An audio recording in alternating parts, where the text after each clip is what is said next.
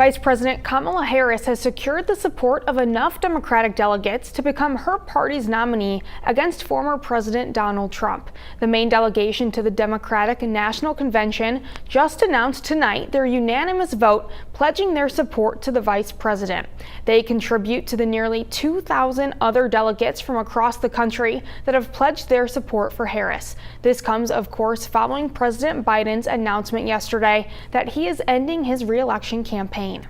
President Biden and top Democrats, including some from Maine, have publicly thrown their support behind Vice President Kamala Harris. In a statement released today, Congresswoman Shelley Pingree says Harris is, quote, the most qualified person to continue the critical work protecting our freedoms, preserving our democracy, and growing our economy.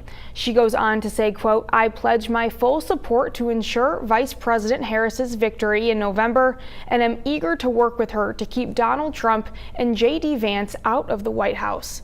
Governor Janet Mills also says she supports Vice President Harris as a replacement for Biden.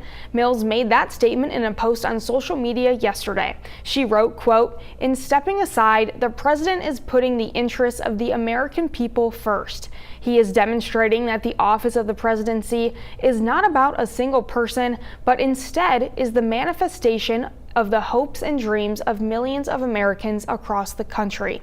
Governor Mills also said she looks forward to working with President Biden for the remainder of his term.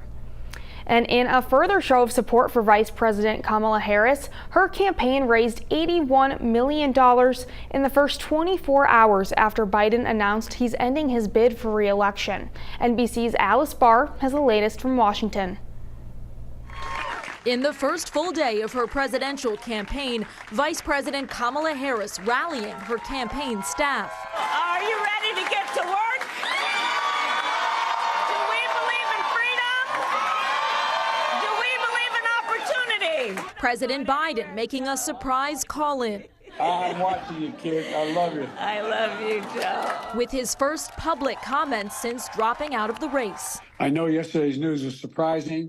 And it was hard for you to hear, but it was the right thing to do. The president promising to finish his term strong and work to get his new choice for president elected.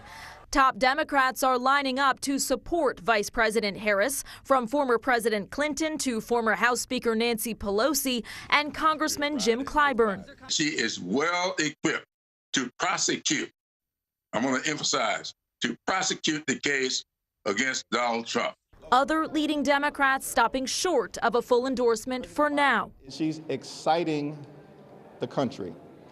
And so I'm looking forward to sitting down with her. The 59-year-old former prosecutor, California Attorney General, U.S. Senator, and first female vice president, promising to earn and win the nomination. The Trump campaign forced to change gears with President Biden's age and mental acuity off the table, now tying Vice President Harris to what they see as the administration's weaknesses, especially border security.